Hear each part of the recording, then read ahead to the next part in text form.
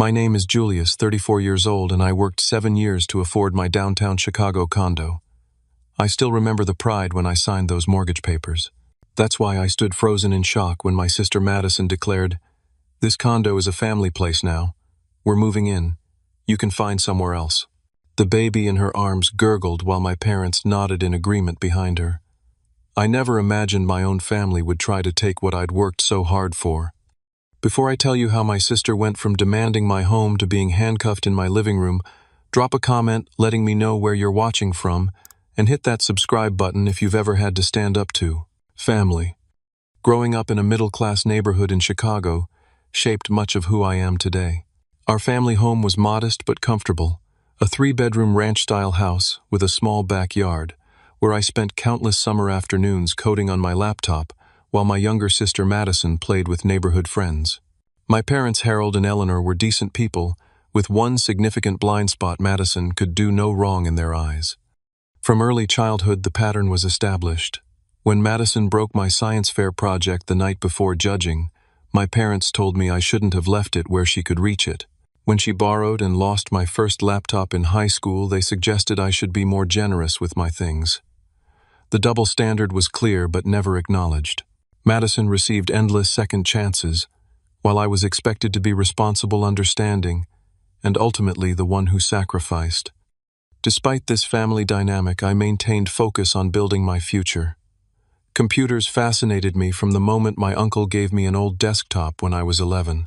While other kids played video games, I taught myself programming languages and built simple websites.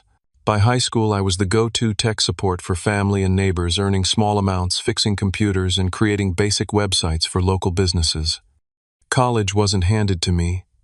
My parents contributed what they could, but it wasn't enough for the computer science program I wanted. While Madison received a new car for her 16th birthday, I took out substantial student loans and worked 20 hours weekly at the campus IT department. Holidays and summers meant picking up extra shifts at an electronics store. Sleep was a luxury between classes, work, and internships. I graduated with honors in computer science, already carrying $42,000 in student loan debt, but armed with valuable skills and determination. My graduation dinner conversation still rings clear in my memory, Madison announcing she was dropping out of community college to find herself, while my parents nodded supportively. Nobody mentioned my magna cum laude honors that evening. My career began at Technova, a promising startup developing business management software. My starting salary was modest, but I saw potential. The next 5 years blur together in my memory, 60-hour work weeks, learning new skills on weekends, taking on the projects nobody else wanted. While friends enjoyed city nightlife, I lived with 2 roommates in a cramped apartment, making double payments on my student loans and saving every possible dollar. The promotion to senior developer came after 3 years.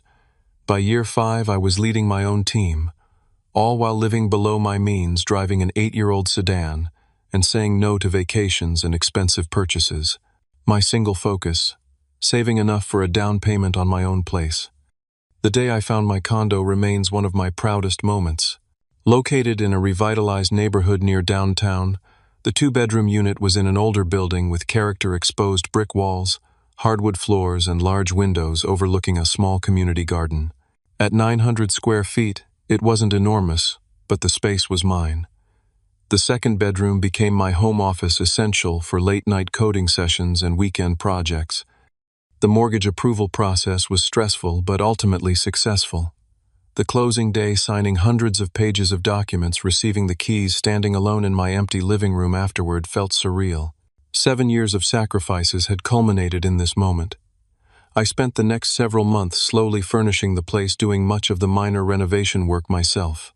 I replaced outdated light fixtures, painted every room, and installed new kitchen backsplash tiles over countless weekends. Every corner of that condo represented not just money spent, but time invested. The floating shelves displaying my collection of vintage computer parts. The standing desk I built myself. The kitchen where I finally learned to cook decent meals. This wasn't just property, it was physical proof that discipline and hard work could overcome an uneven playing field. While I built my career and home, Madison's life followed a different trajectory. After dropping out of college, She cycled through retail jobs, never keeping one longer than a few months.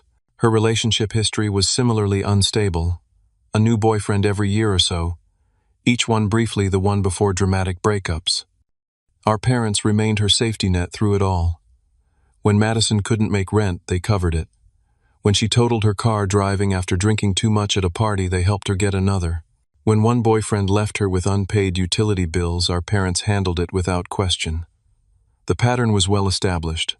Madison created problems and others solved them for her. Derek entered the picture 2 years ago. Unlike Madison's previous boyfriends, he had a steady job as an assistant manager at an electronics store. He seemed more stable, and for a while Madison's life appeared to settle. They rented an apartment together, a first-floor unit in an older building about 30 minutes from the city center. For nearly a year, family gatherings were notably drama-free. The pregnancy announcement came during Thanksgiving dinner last year. Madison was 3 months along, showing ultrasound pictures around the table. Our parents were ecstatic about becoming grandparents. I was genuinely happy for my sister, hoping parenthood might provide the purpose and responsibility she seemed to lack. We toasted with sparkling cider, and for once it felt like our family might be evolving into something healthier. Reality reasserted itself within months. During a family dinner, Madison casually mentioned they were falling behind on rent. The apartment had black mold problems, she explained, and they were withholding payment until the landlord addressed it. Our parents immediately offered their spare bedroom, but Madison declined, saying she and Derek needed their space. The conversation shifted to my condo. "Your place is so nice," Julius Madison commented, walking around my living room. "And it's just you, in all this space. Must be nice." I didn't think much of it at the time. Looking back, I should have noticed how she examined each room, opening closets and commenting on storage space. The frequency of her visits increased in the following weeks. She'd drop by unannounced, sometimes with Derek, sometimes alone, always with some trivial reason, borrowing kitchenware, asking for help with her laptop, or just being in the neighborhood. During one visit, I caught her measuring my guest bedroom walls. When questioned, she laughed it off, claiming she was just curious about whether her old desk would fit in a similar space. Another time, I found her taking photos of my kitchen cabinets, supposedly to get ideas for her own place. The signs were there, but I missed them completely, never imagining what was actually being planned. Our family dynamic had conditioned me to accommodate Madison's quirks. Even as an adult, I found myself automatically adjusting to make room for her needs and whims. This pattern, established in childhood, would soon be tested beyond anything I could have anticipated. Friday evening, after a particularly demanding week finalizing a major software release, I was looking forward to nothing more complicated than takeout and catching up on sleep. My team had successfully deployed new features we'd spent months developing, and my boss had suggested I take Monday off as recognition for the extra hours put in. Thoughts of a long weekend helped me through the commute home. The first sign, something was off: unfamiliar shoes clustered near my front door. A pair of women's boots I didn't recognize. Men's work shoes. My parents' sensible loafers. My key still in the lock. I heard voices from inside my family, who definitely didn't have plans to visit. Stepping into my own living room felt like walking onto an active film set where everyone knew their roles except me. Madison sat on my couch, baby Lily cradled in her arms. Derek stood awkwardly near the kitchen entrance. My parents occupied the chairs opposite the sofa, my father's arm around my mother's shoulders. Most alarmingly, stacked against the wall near the entryway were cardboard boxes, 2 suitcases, and a portable crib. "What's going on?" I asked, setting down my laptop bag. "Is everything okay?" Madison exchanged glances with our parents before answering. "We've made a decision that's best for everyone," she said, using the same tone she'd employed since childhood when announcing she'd fixed a problem of her own creation. "This condo is a family place now. We're moving in. You can find somewhere else." The statement was so absurd. I actually laughed, assuming this was some elaborate prank. Very funny. Seriously, though, what brings everyone here? Did we plan a dinner I forgot about? My mother leaned forward, her expression gentle but determined. "Julius, honey, we've all discussed this. Madison and Derek need a stable home for the baby. Your place is perfect, close to good schools, safe neighborhood. Plenty of space. We've thought it through, my father added. You're just one person in a two-bedroom place. They're a family of three.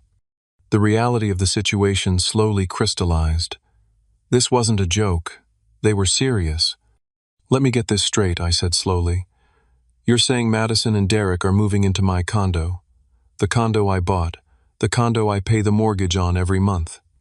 Madison nodded, adjusting baby Lily in her arms. It makes the most sense.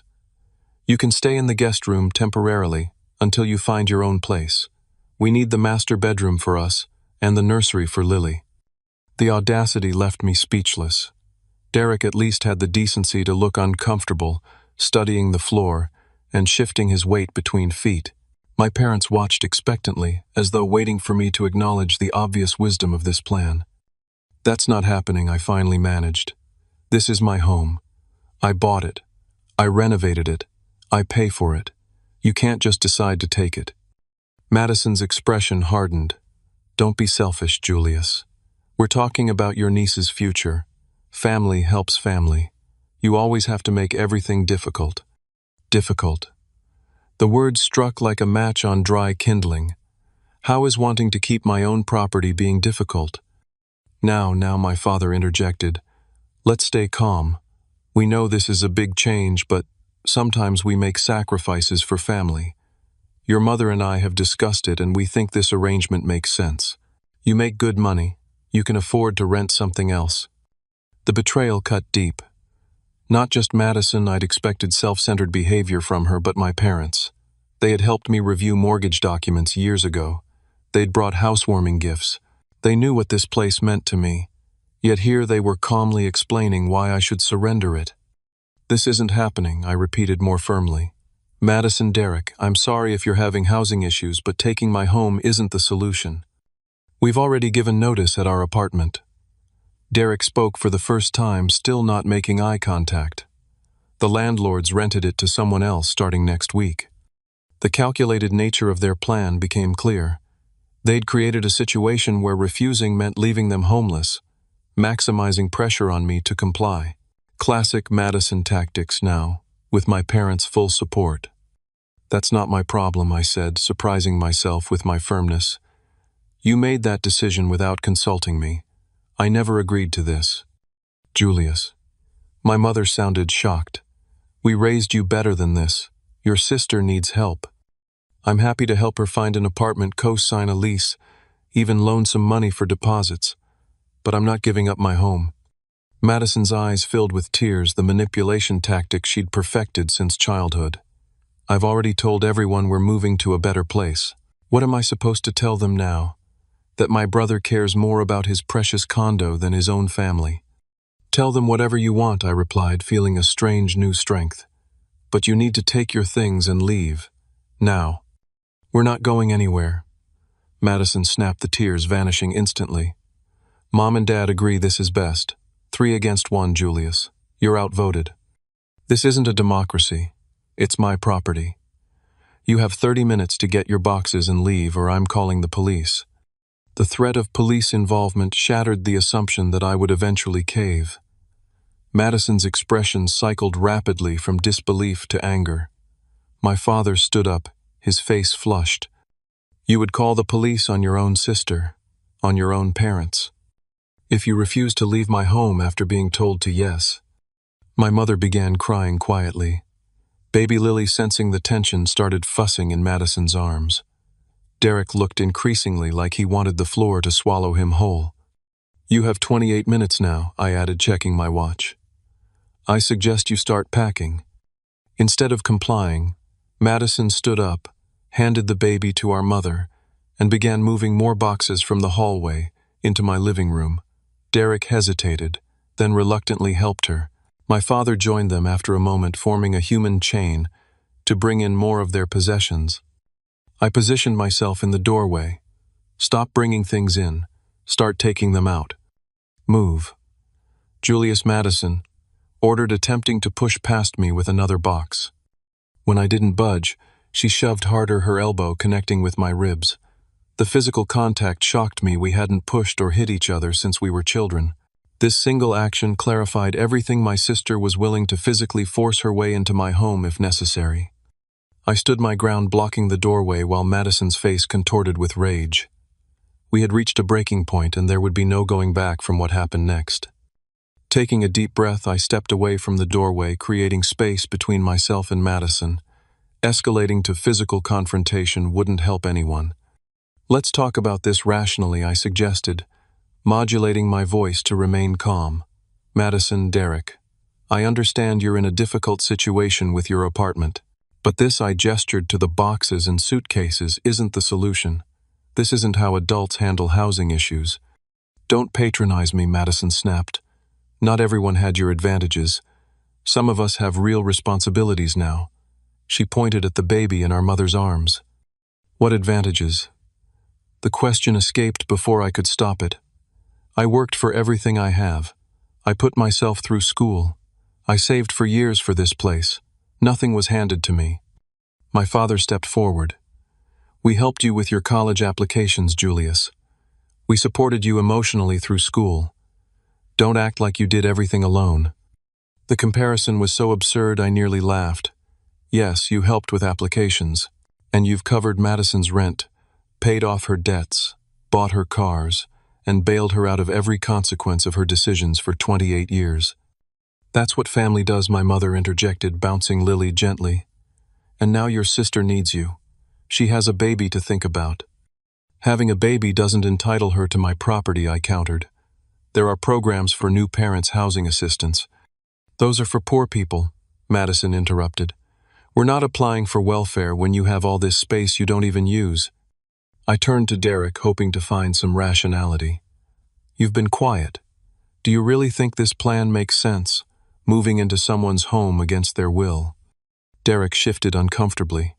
"We don't have many options," he admitted. "Our lease is up. Madison told everyone we had a new place lined up. Her friends are supposed to help us move tomorrow. She's already got a housewarming party planned for next weekend." The extent of Madison's presumption stunned me.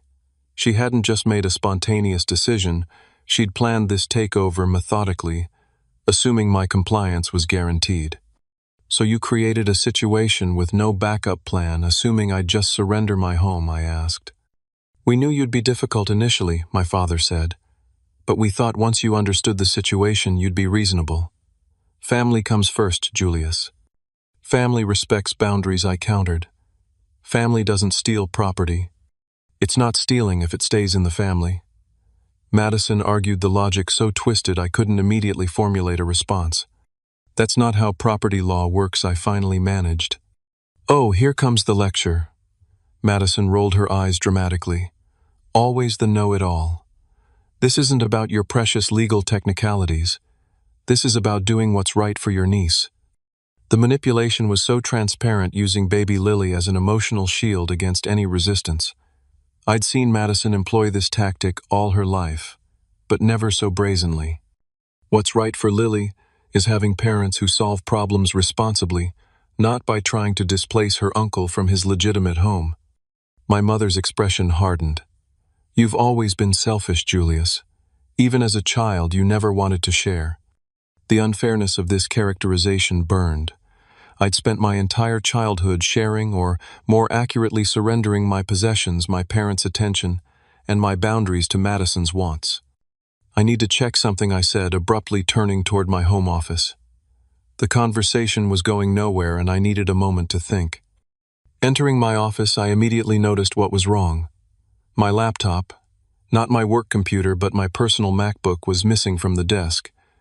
The drawer where I kept my passport and social security card stood slightly open. A quick check confirmed my fears. Several items were missing. When I returned to the living room, I carried a different energy.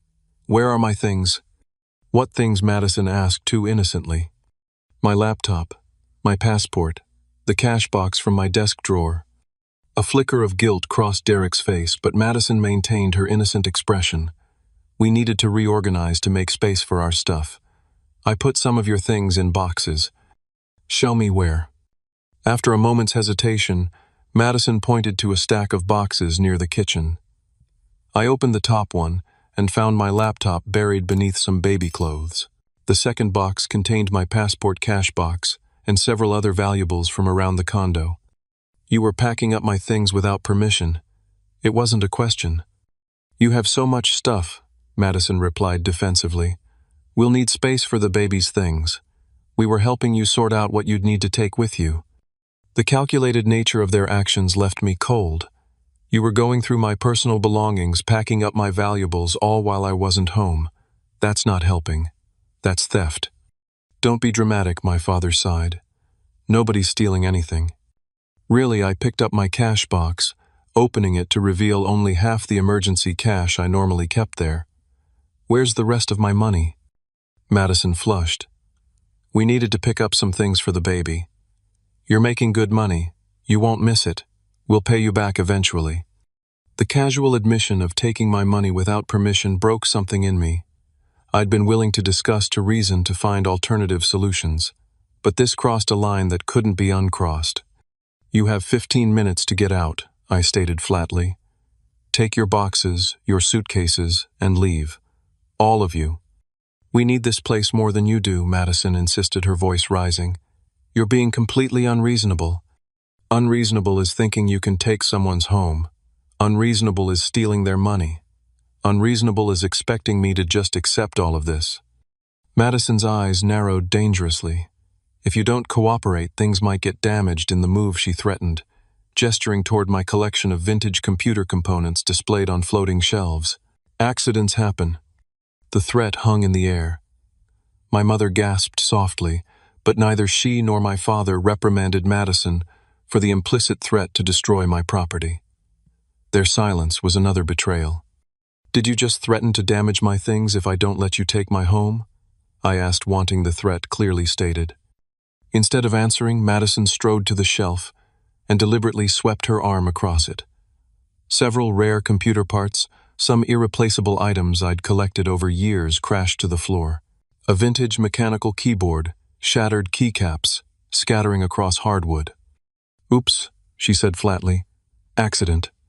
My parents remained frozen, saying nothing as Madison deliberately escalated to property destruction.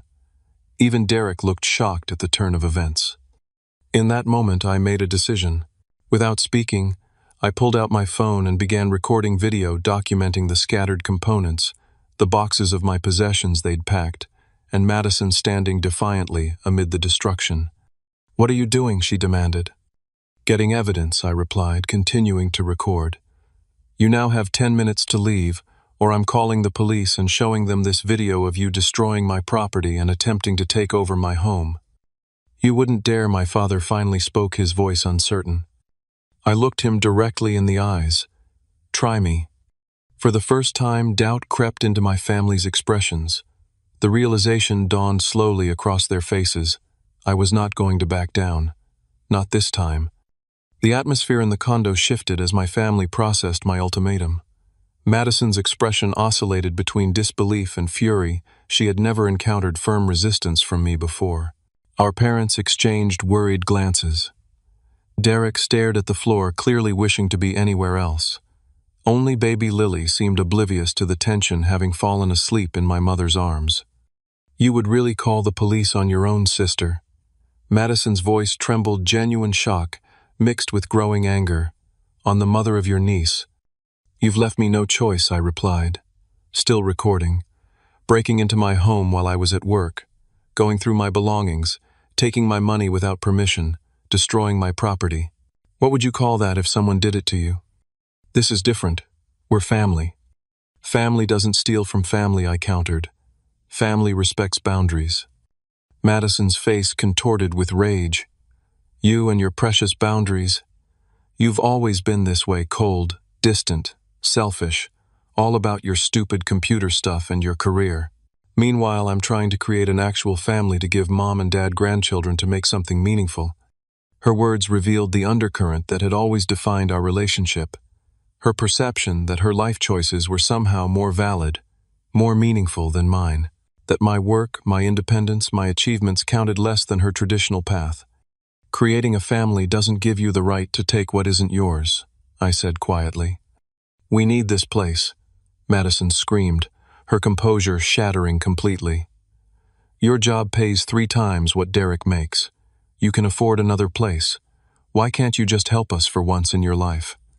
I've offered help finding an apartment, co-signing a lease, lending money for deposits.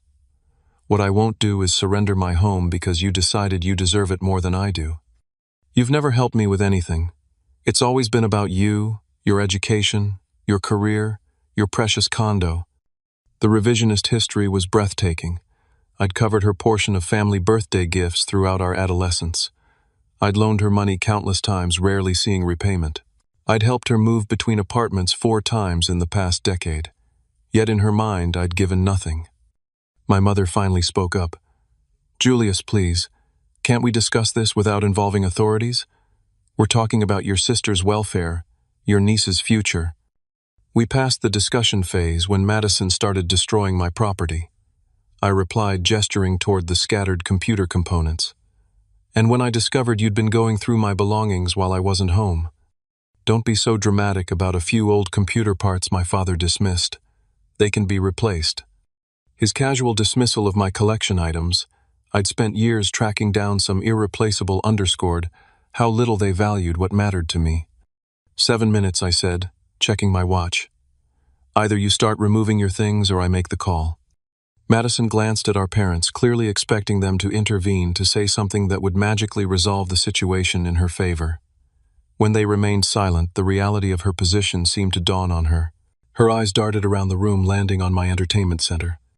Before I could react, she lunged toward the shelving unit that held my gaming system and collection of rare editions. With a deliberate sweep of her arm, she sent controllers and limited edition game boxes crashing to the floor. "Madison." My mother finally sounded shocked.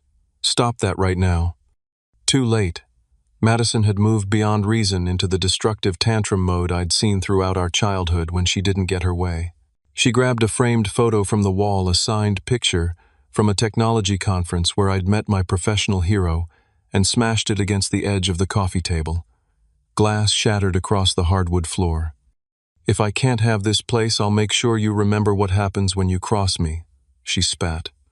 I stopped recording and dialed 911, maintaining eye contact with Madison as I did so. For a moment she froze, perhaps expecting me to back down at the last second as I'd done so many times before. When I began speaking to the dispatcher, describing the situation and giving my address, the color drained from her face. "He's lying," Madison shouted loud enough for the dispatcher to hear. "We live here too. He's trying to kick out his own family. There's a baby involved." My mother hurried to her side, still holding Lily, while my father stepped toward me, hand outstretched. "Hang up the phone, son," he urged. "We can work this out." I stepped back, continuing my conversation with the dispatcher. "Yes, I'm still here. I've asked them to leave multiple times. They've taken my possessions, damaged my property, and are refusing to leave. I feel unsafe in my own home." The dispatcher assured me officers were on the way and advised me to avoid further confrontation until they arrived. I thanked her and ended the call. "Officers will be here in a few minutes," I announced to the room. "I suggest you put down anything else you were planning to break." Madison stared at me with naked hatred. "You've always been jealous of me, of the attention I got from Mom and Dad, of how easily things came to me while you had to work so hard for everything." The accusation was so divorced from reality, I couldn't help but laugh, a short, bitter sound that seemed to inflame Madison further. "You think this is funny? You're about to tear this family apart and you're laughing." "I'm not the one who tried to steal a family member's home," I replied. "I'm not the one destroying property because I didn't get my way. We were trying to help everyone." My father insisted, his tone growing desperate as the reality of police involvement sank in. "Madison and Derek need a stable home for the baby. You need to think about someone besides yourself for once."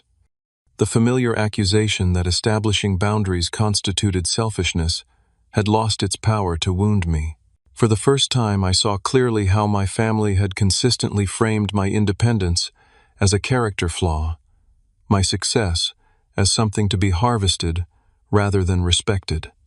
3 minutes, I said quietly. "The police will be here soon. Last chance to start packing up your things."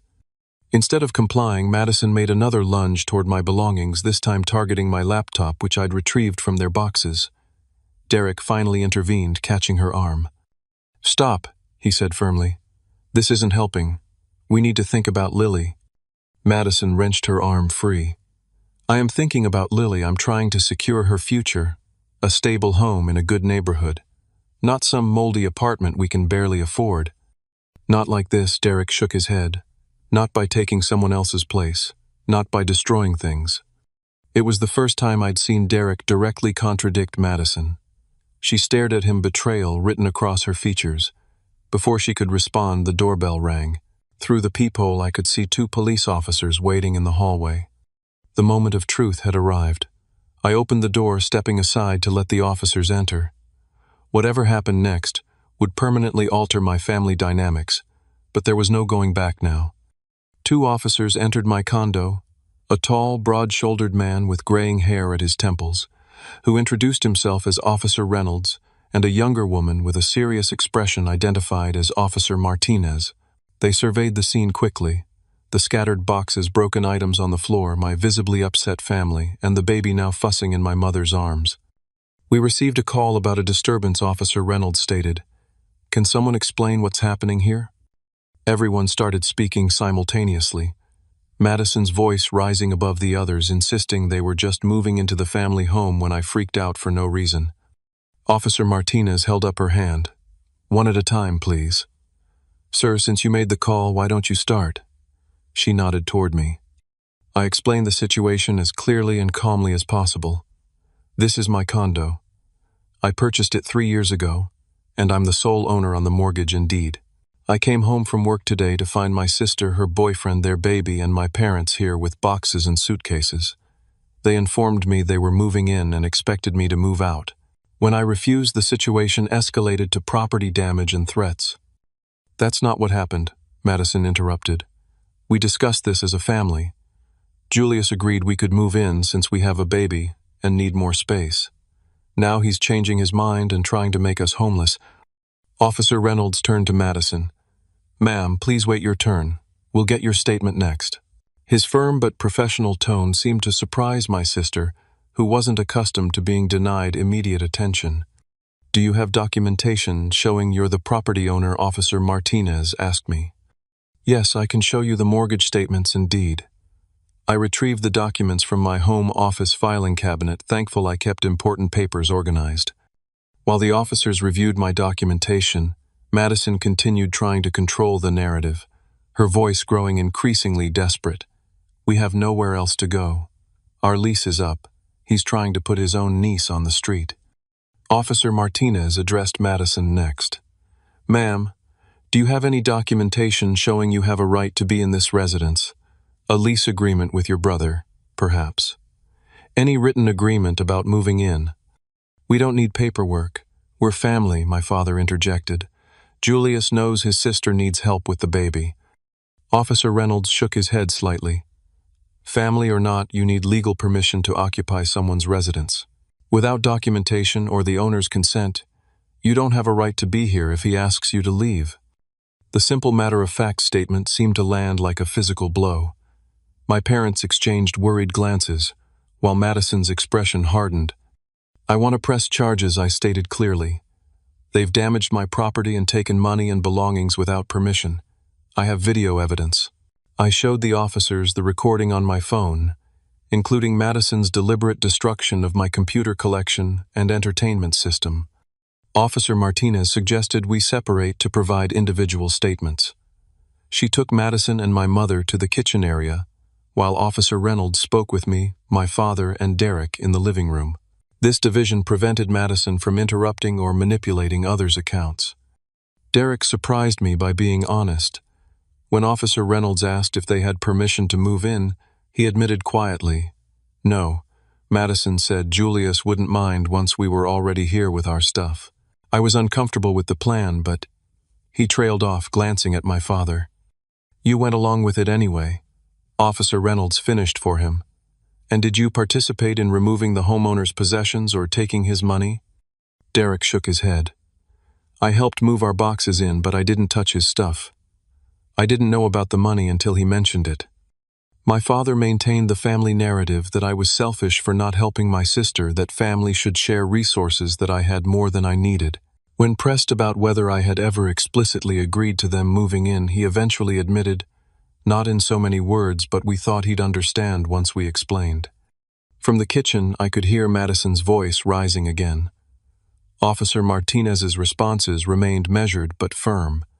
The situation was clearly not proceeding as my sister had anticipated. After taking statements, the officers conferred briefly. Officer Reynolds then addressed the room. Based on our investigation and the documentation provided, this residence legally belongs solely to Julius. He has asked you all to leave, which is his right as the property owner. Additionally, we've seen evidence of property damage and unauthorized taking of possessions. So what happens now? My mother asked, her voice small. You need to leave the premises, Officer Martinez stated. All of you except Julius. You can take your personal belongings that you brought with you today, but nothing belonging to the homeowner. And if we refuse, Madison challenged, her tone combative. Then you would be trespassing and we would be forced to remove you, Officer Reynolds explained. Additionally, based on the evidence we've seen, there could be charges for destruction of property and theft. My mother began crying softly. Please, officers, there must be some misunderstanding. We're just trying to help our daughter and granddaughter. The only misunderstanding, Officer Martinez replied gently, is the belief that you can occupy someone's home without their permission, family or not. As the reality of the situation sank in, Madison's demeanor changed. Her face flushed with anger, and she turned to me. You're choosing your things over your family. I'll never forgive you for this. Never. I maintained eye contact, but said nothing. There was nothing left to say. You all need to start gathering your belongings now, Officer Reynolds directed. We'll remain present to ensure an orderly departure. My parents and Derek began collecting their things, but Madison remained motionless, staring at me with undisguised hatred. When Officer Martinez approached to escort her toward their boxes, Madison suddenly lunged at me. This is all your fault, she screamed, hands outstretched as if to grab me. The officers reacted instantly. Officer Reynolds stepped between us while Officer Martinez caught Madison's arm. My sister struggled against their restraint, continuing to scream accusations and threats. Ma'am, you need to calm down right now, Officer Martinez warned. Instead of complying, Madison tried to wrench free her elbow, connecting with Officer Martinez's face in the process. What happened next seemed to unfold in slow motion. Officer Martinez firmly guided Madison to the floor, securing her hands behind her back. The metallic click of handcuffs echoed through the suddenly silent condo. Madison Roberts, you're under arrest for assault on a police officer and attempted assault. Officer Martinez stated, formally reciting Miranda rights as my sister lay face down on my living room floor. My mother stood frozen, baby Lily wailing in her arms. My father's face had gone ashen. Derek stared open-mouthed at the scene. Is this really necessary? I asked quietly, not having wanted things to escalate this far.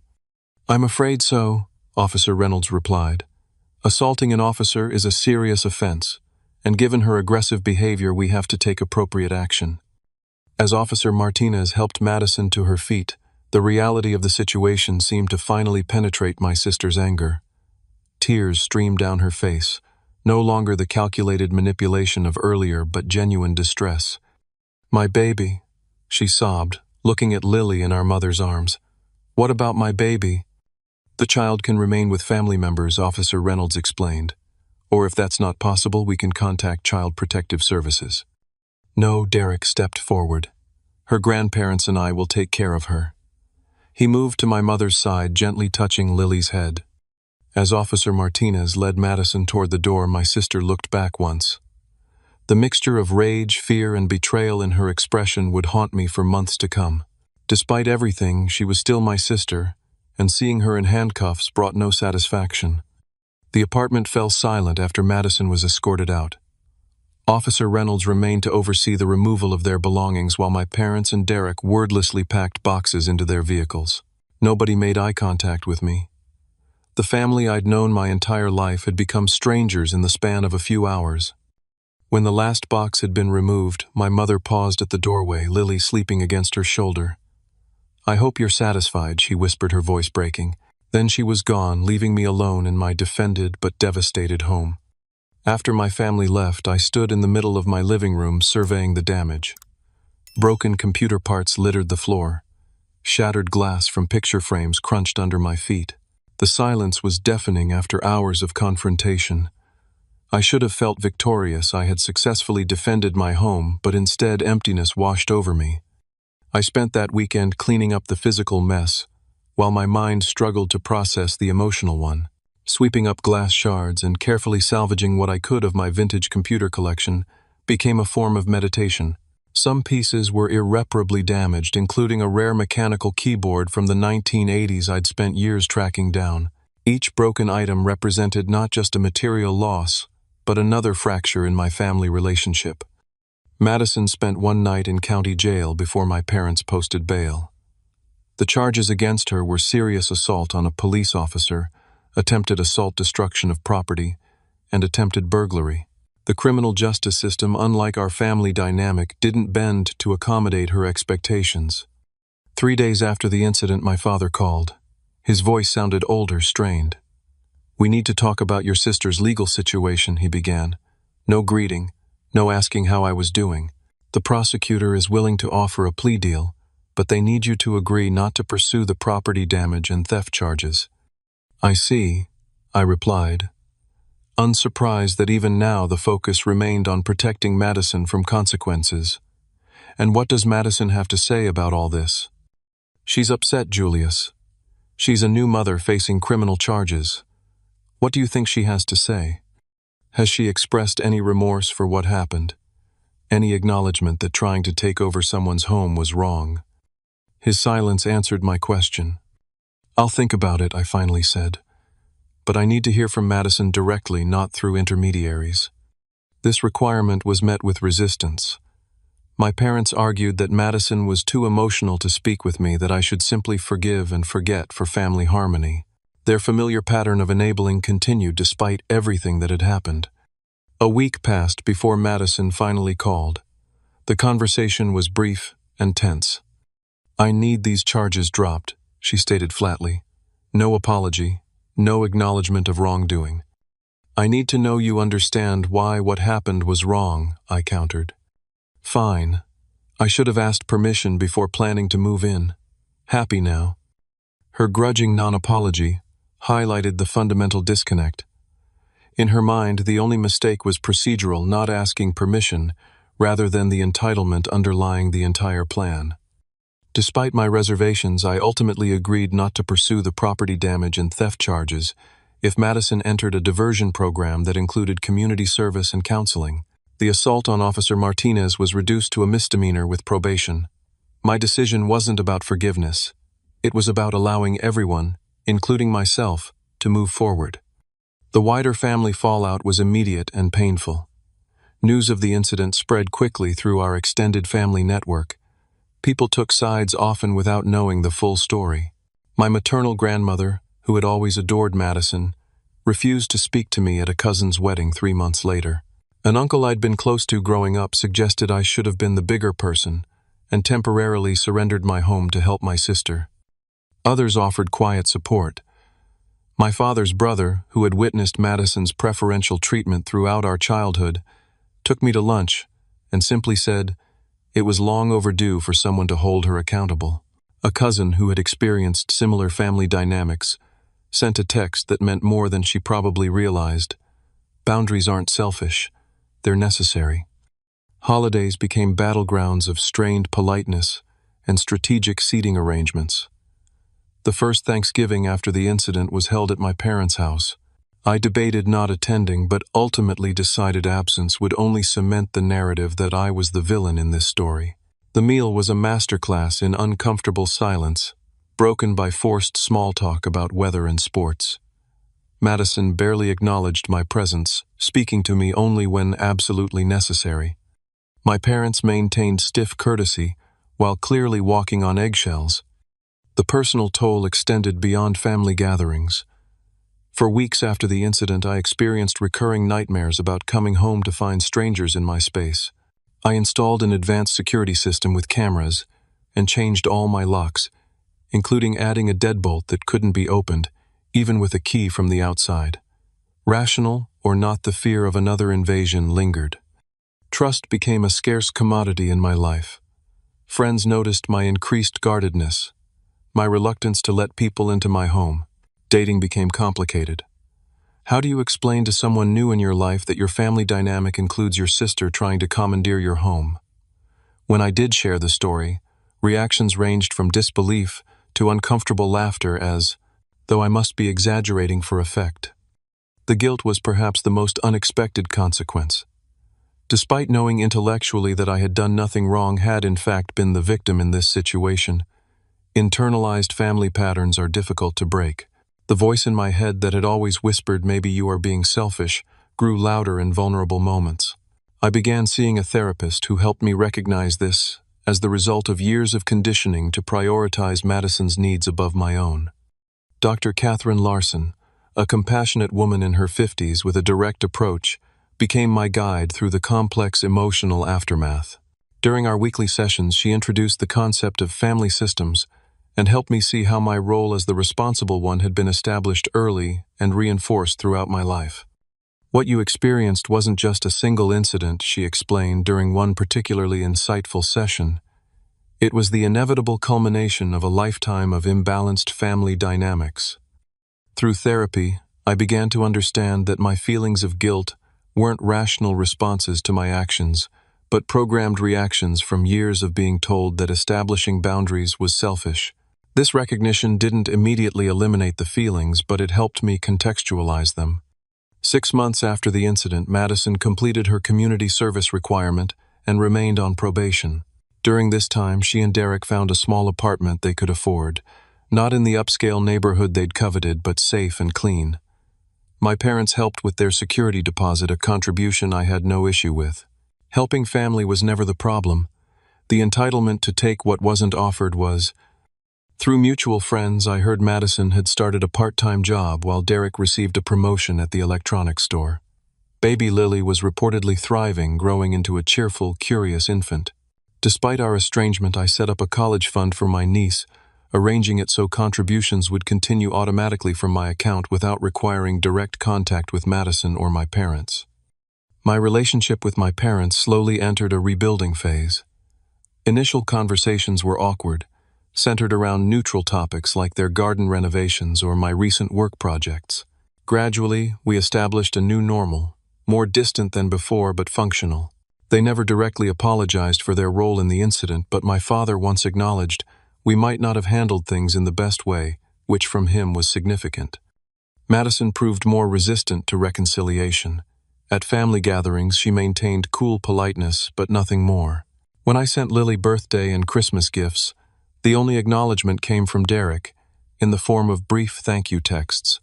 The path to rebuilding trust would clearly be longer and more complicated with my sister.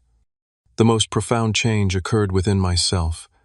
The incident, painful as it was, forced me to establish and maintain boundaries I should have set years earlier. No longer did I automatically say yes to requests that compromised my well-being. No longer did I accept the characterization of my independence as selfishness. The price of this growth had been high fractured family relationships, legal intervention, emotional trauma, but the resulting clarity felt like removing glasses with the wrong prescription and seeing clearly for the first time. 1 year after what my therapist and I had come to call the incident, I received an unexpected text from Madison Family Therapy, Saturday at 3, Dr. Patterson's office. "Mom and Dad will be there. Please come." No, please, no additional context. Typical Madison directness. After consulting with Dr. Larson, I decided to attend, approaching the session with cautious optimism but realistic expectations. Dr. Patterson's office featured bland, inoffensive decor, clearly designed to neither distract nor provoke strong reactions. Neutral-toned furniture, abstract watercolor prints, and potted plants. My parents arrived first, greeting me with awkward hugs. Madison and Derek arrived last. Lily, now a toddler, walking unsteadily between them. The sight of my niece, whom I'd only seen in photos shared by my parents, hit me unexpectedly hard. She had Madison's eyes and my father's smile. a living connection to family that transcended the conflicts of the adults around her. Dr. Patterson, a soft-spoken man with a methodical approach, established ground rules for our session. Each person would have uninterrupted time to express their perspective on what had happened and its aftermath. No accusations, no interruptions. Focus on feelings rather than assigning blame. My parents spoke of their confusion and sadness over the family fracture. They acknowledged, after gentle prompting from Dr. Patterson, that they had enabled Madison throughout her life and failed to recognize how their different treatment of their children had created unhealthy dynamics. We thought we were helping, my father admitted, but maybe we were just making it easier for Madison not to grow up. Derek, whose quiet presence I'd always underestimated, surprised me with his insight. I went along with a plan I knew was wrong because it was easier than standing up to Madison, he confessed. I've spent this year learning to be a partner, not just a follower, and to be the kind of father Lily deserves, someone who models integrity. When Madison's turn came, I braced myself for defensiveness or minimization. Instead, she spoke with unexpected reflection. I've spent my whole life expecting things to be handed to me, she began, not meeting anyone's eyes. When Julia said no, it didn't compute. No one had ever really told me no before. She paused, collecting herself. The program they made me attend, I hated it at first, but they made me look at patterns, how I always expected bailouts, how I never had to face consequences. She finally looked at me directly. I'm not saying I'm fixed. I still think sometimes that life is unfair because things aren't just given to me, but I'm working on it. And I was wrong about the condo, about taking your things, about all of it. It wasn't a perfect apology. Madison would likely never be the type for emotional eloquence, but the acknowledgement represented significant progress. When my turn came, I spoke honestly about the betrayal I'd felt, the lingering trust issues, and my hope for healthier family dynamics moving forward. Dr. Patterson guided us through setting realistic expectations for rebuilding relationships. We wouldn't immediately return to carefree family gatherings, but we could begin with structured interactions and clear boundaries. The first test of our fragile new understanding came 2 weeks later, a family dinner at a neutral location, a restaurant downtown. The conversation remained carefully polite, focusing on safe topics like Lily's developmental milestones and my father's upcoming retirement. Madison and I interacted minimally but civilly, a small step but a step nonetheless. Over the following months, these cautious interactions continued. Sunday dinners every other week, occasional family outings to child-friendly locations where Lily provided a natural focus for attention. During these gatherings, I observed subtle but significant changes in our family dynamics. My parents no longer automatically took Madison's side in discussions. They began asking about my work with genuine interest rather than polite obligation. Most notably, they started enforcing consequences when Madison occasionally slipped into old patterns of expectation. Madison herself showed incremental progress. She and Derek had both maintained steady employment. They were saving for a down payment on a modest condominium, not in my building or neighborhood, but in an area with good schools for Lily. When Madison mentioned this plan during a family dinner, she specifically noted, "We're doing it the right way this time. Saving up, getting pre-approved for a mortgage. No shortcuts." My relationship with my niece developed gradually. Initially shy around the uncle she barely knew, Lily eventually warmed up, bringing me her favorite books to read or toys to examine. Her innocent presence often eased tensions during family gatherings. It was impossible to maintain adult grudges while helping a toddler build block towers or identifying animals in picture books. Professionally, I continued advancing at my company, eventually being promoted to development team director. The experience with my family, though painful, had strengthened my leadership skills. I became more assertive in meetings, clearer about expectations with my team, and more confident in setting boundaries with demanding clients. The most profound changes, however, occurred in my personal growth. Through continued therapy and deliberate practice, I learned to recognize and counteract the guilt triggers installed by years of family conditioning. I became more discerning about relationships, cultivating connections with people who respected boundaries and reciprocated support. 2 years after the incident, I hosted Thanksgiving dinner in my condo, a symbolic reclaiming of my space as somewhere family could gather positively. Madison entered somewhat hesitantly clearly, remembering the last time she'd been there. We had a moment of eye contact that acknowledged the history without letting it dictate the present. The dinner wasn't perfect. Underlying tensions still surfaced occasionally in subtle ways, a tightening around my mother's eyes when I mentioned boundaries, Madison's momentary flash of resentment when I talked about an upcoming vacation. But these were ripples rather than waves, manageable friction rather than destructive conflict. After dinner, while others chatted in the living room, Madison found me alone in the kitchen loading the dishwasher. "I never properly apologized," she said abruptly. "Not really. So I'm sorry. What I tried to do was wrong. Not just inappropriate or presumptuous. Wrong." The directness surprised me. "Thank you for saying that. I was seeing everything through this lens of 'I deserve this,' without ever questioning why I deserved it more than you did." She fidgeted with a dish towel. "The counselor I've been seeing says entitlement is like addiction. Recovery isn't linear. I've noticed the changes I offered. They matter." A comfortable silence settled between us, perhaps the first truly comfortable moment we'd shared as adults. We weren't best friends, wouldn't ever be completely aligned in our perspectives, but we had found a way to exist in the same family ecosystem without destroying each other. Later that evening, as my family prepared to leave, my father pulled me aside. "I'm proud of you," he said simply. "Not just for your career success, but for standing up for yourself. I didn't understand it at the time, but you were right." Coming from my father, a man sparing with both compliments and admissions of error, these words held particular weight. The journey from that confrontation in my living room to this moment of genuine connection hadn't been straight or easy. There had been setbacks, tense phone calls, misunderstandings, old patterns resurfacing in moments of stress. But the overall trajectory moved toward healing rather than further fracture. The most valuable lesson from this painful chapter wasn't about property rights or family obligations, but about the essential nature of healthy boundaries. True family support meant respecting each other's autonomy while offering help when genuinely needed. It meant accountability rather than enabling. It meant love expressed through respect rather than entitlement. As I watch Lily growing, I'm committed to being the uncle who helps her understand these principles early. That caring for someone doesn't mean surrendering your boundaries, that helping doesn't mean enabling that family. Connections should strengthen rather than undermine individual growth. Have you ever had to make a difficult stand against family pressure? How did you balance maintaining boundaries while preserving relationships? Drop your experiences in the comments below, and don't forget to like and subscribe if this blanks for watching. Story resonated with you.